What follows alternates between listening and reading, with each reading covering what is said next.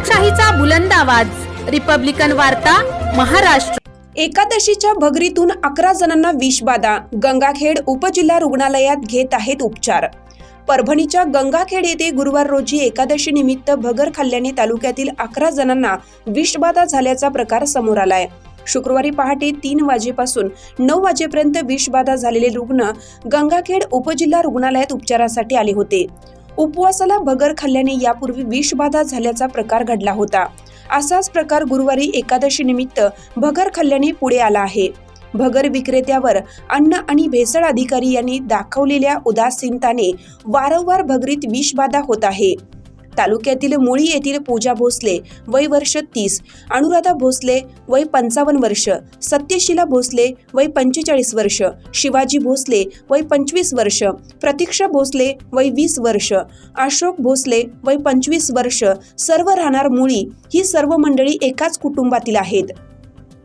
तसेच सुरळवाडी कुटुंबातील सुमित्रा पांचाळ वय 40 वर्ष, अनिकेत पांचाळ वय 16 वर्ष, कविता पांचाळ वय 18 वर्ष, तसेच अंगद सेवाळे वय 45 वर्ष राहणार नरळत यांना उलटी, मळमळ, चक्कर, जुलाब होऊन अस्वस्थ वाटत असल्याने उपचारासाठी गंगाखेड उपजिल्हा रुग्णालयात दाखल झाले।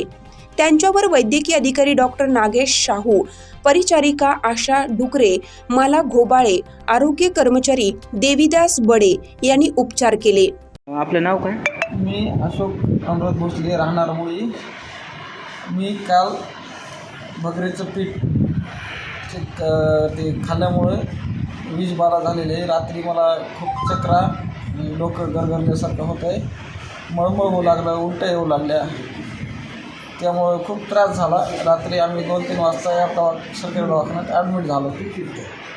इलाज चालू आहे समजा आता। घरचे आमच्या जवळपास 5-6 जण आम्ही सर्वच कुटुंब या ठिकाणी आम्ही आलेलो आहोत। कृपया करून सर्वांना विनंती, कोणीही भगरीचं पीठ खाऊ नये। आणि ते दर्शन नावाचं कोणत्यातरी कंपनीचं आहे, त्यामुळे हे सगळ्यांना प्रॉब्लेम झालेला आहे। त्या दवाखान्यात जवळपास 20 पेशंट याच भगरीच्या पीठामुळं ॲडमिट झालेले आहे। गंगाखेड सिव्हिल हॉस्पिटलमध्ये सगळे दाखल आहोत आम्ही। आणि ते जे दर्शन कंपनीचं जे पीठ आहे ते गंगाखेडमध्ये तयार होतं आहे। सरकारला किंवा त्या ड्रग इन्स्पेक्टरला अशी विनंती, त्याच्यावर लवकरात लवकर कारवाई करण्यात यावी, ज्यामुळे इथून पुढील जे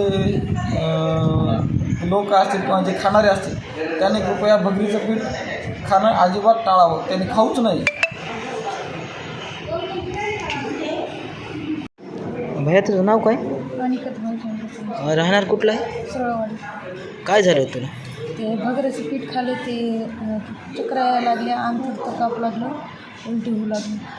अच्छा, यानंतर दवाखान्यामध्ये आला का उपचारासाठी? हां, या ठिकाणी उपचार करण्यात आला का तुमच्यावर?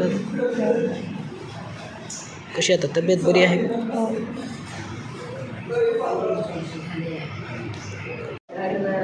हो। आपलं नाव काय? अंगद मालिका सेवा, राहणार कुठले आहे? नळद। काय झालं तुम्हाला? दिवस धरले, अंगात उलट्या झाल्या। काय खाल्लं होतं का काही? भगर खाल्ली?